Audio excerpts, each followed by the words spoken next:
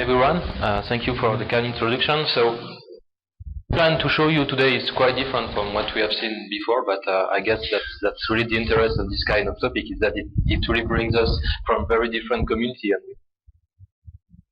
in very different fields. So we'll more about material science and optics, and the basic idea is to combine photopolymerization and molecularly imprinted polymers, that are materials that are mimic from nature, to go into some optical sensor application. To make a chemical sensor, what you need is a recognition element that will react with some analytes, and if possible with specificity and sensitivity. And also what you need is a transducer that can transform the binding event into an analytical signal that you can then use to monitor the change of concentration of this kind of analytes. So one of the first ideas is to use natural receptors, because they show a very high affinity and selectivity. So use of biomolecules have been widely proposed during the last year to make the selective layer. Actually, the problem is that these biomolecules present some drawbacks, and going into allow you to improve kind of much easier to engineer in them, and also very low fabrication costs. So that's some of the advantages of using these MIPs that are molecularly imprinted polymers.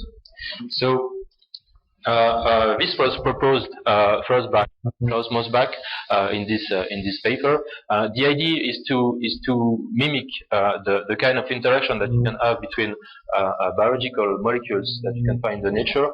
And here we are using the same recognition function, but in this case with polymerizable function within the same molecule. So with this kind of molecule, you can think of making a polymer. And the way to make this MIP is the following. So you're starting with a molecular template. You will use functional monomer that will bind with the template. Also, you can add some cross-linking monomers to change the mechanical properties of the polymer. So after you have made the complexation, you make the polymerization. That can be either by thermal or photochemical process. And when you have made polymer, then you can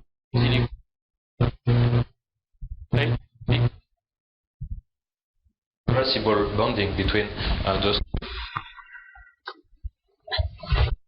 And but even for this kind of materials, it's still very difficult to interface the material with the transducer.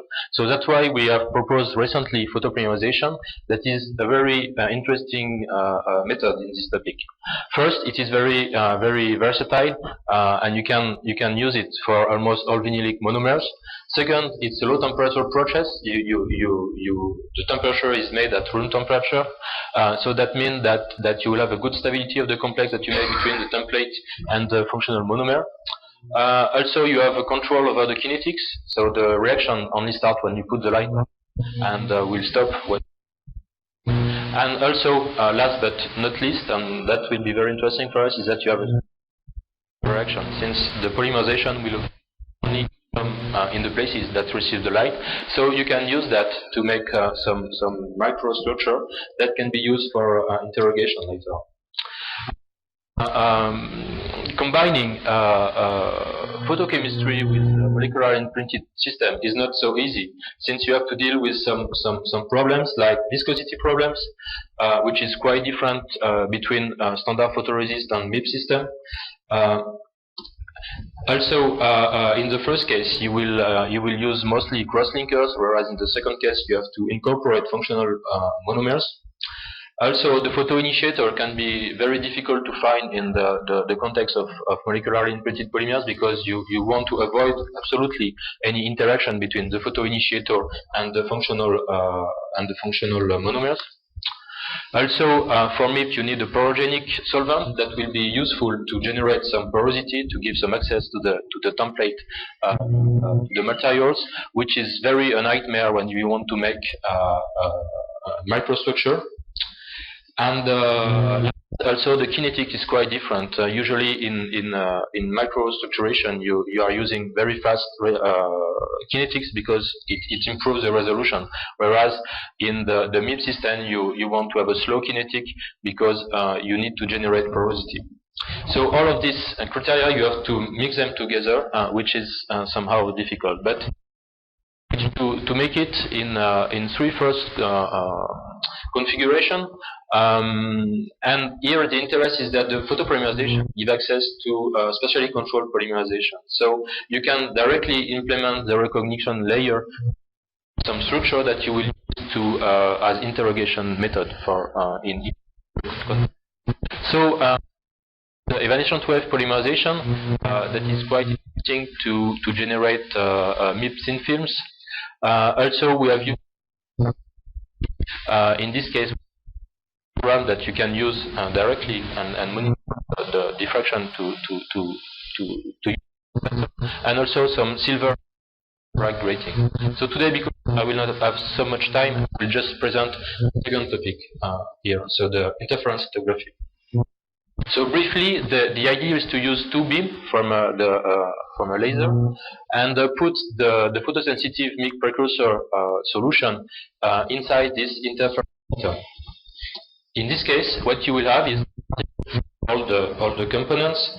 You will have some polymerization that will occur in the places where the intensity is much. After diffusion process to a polymer that will be much more denser in the intensity. So after, if you put some solvent to remove all the unreacted material, then you can generate some picture like this that can act as a grating and refract the light. So now use that as an optochemical sensor. So I explain how to produce this, and this structure can diffract the light, so you get some diffraction light in the first order from just a red laser. If you put now the MIP grating in presence of the target, then the target will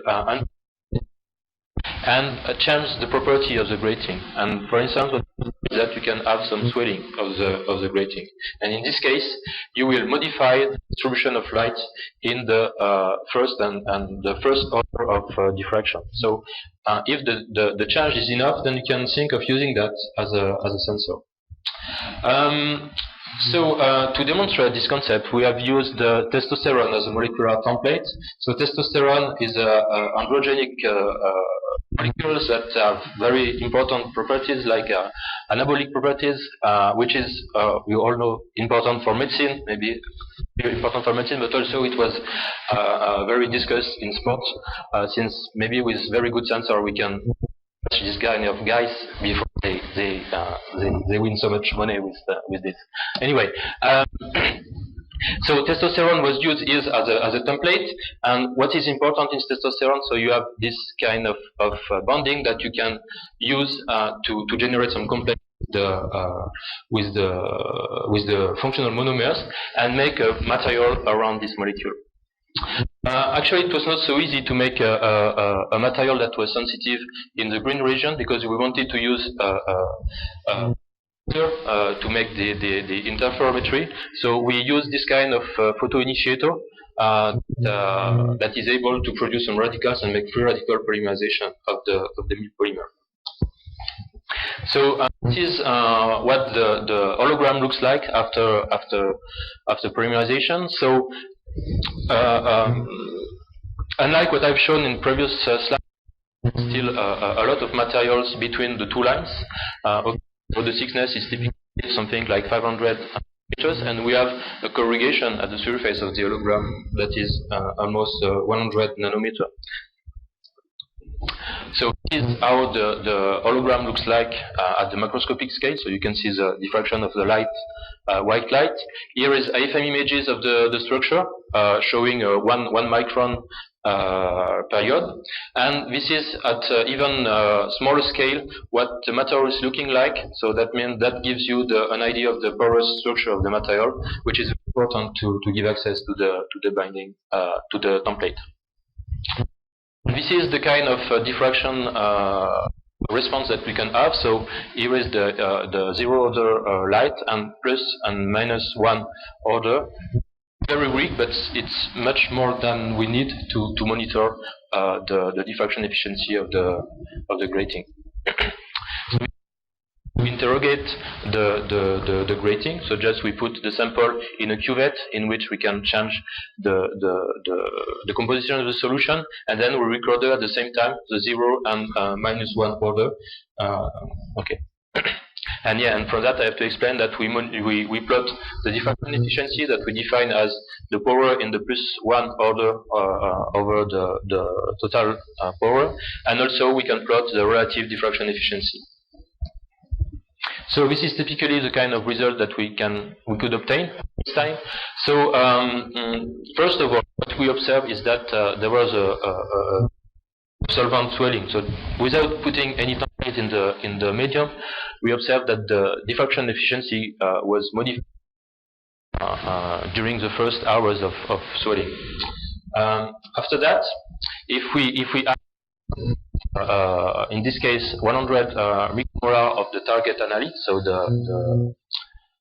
the testosterone, so what we obtain is clearly a difference in the slope of the diffraction efficiency modulation. And to confirm that, this is what happens if we don't put this testosterone inside the medium. Is the reference signal.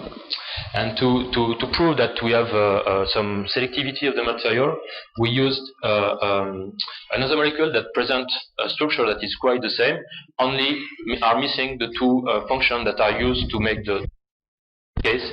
You can see that the response is almost the same as the reference material, showing that we have some selectivity of the polymer. So also change the concentration, and we could go down to 1 millimolar.